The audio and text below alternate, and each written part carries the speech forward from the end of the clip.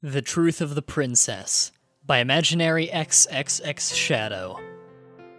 Music played throughout the small house, or castle, of the bug princess named Agatha. She has always wanted to make friends. Everyone thought her to be strange. None of the children in the marketplace could stand her and the accompanying insects except one. Agatha had always noticed him staring into her window and made her uncomfortable. At first, the bug princess had mistaken him for a large grasshopper. She'd never talked to him.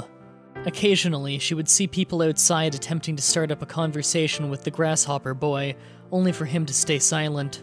The grasshopper boy entered Agatha's home and walked over to her. He had finished gathering the golden bugs for her ball, and she was elated. She took them eagerly and gave him a gift to show her gratitude. She finally had all the bugs she needed. Night soon fell. Agatha rose from her bed and climbed down the ladder. She gathered all of the golden bugs into a jar and snuck out of her house, cloak covering her face. She exited via the southern gate and walked over to the plateau-like shape that stuck up in the middle of the field. Agatha climbed the ladder, leaning against it, preparing to cast her spell. She put the jar down at the top of the plateau and sat down. She steeled herself for what she was about to do. These bugs could grant a unique power if one performed the spell correctly, and she had been doing it for years. In fact, she had forgotten how long it had been going on. The bug princess opened the jar and dropped a few strands of her hair, preventing any bugs from getting out in the process. The ritual was ancient. She had found it in an old book that belonged to her great-great-grandmother. Apparently, her ancestor used to live in a bizarre forest in which she didn't age until she left. According to the book, it was because of the golden animals that lived there. The book had reported on nocturnal spider-like creatures that were golden in color. With some practice in magic, the Kokiri learned to harness the magic of the creatures, and their wishes were granted. It was required that a few days after the ritual takes place, a hero must vanquish a great evil.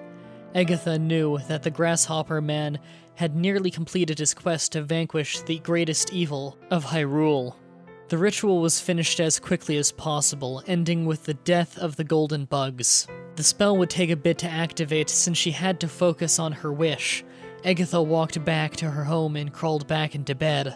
It had been a few days now and the grasshopper boy had saved Hyrule according to the plan. When this happened, the ritual activated.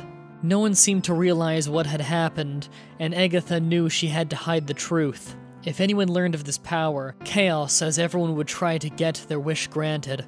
A few weeks had passed since the ritual had taken place. The hero came to her little castle and made his way over to the young girl. "Oh boy, I thought you were a giant grasshopper, but you're not, you're a person. Still, you're wearing those clothes, so that tells me you like bugs too. Oh boy, I forgot the formalities. You have an audience with the princess of the Bug Kingdom. Agatha's my name," Agatha said with a small curtsy.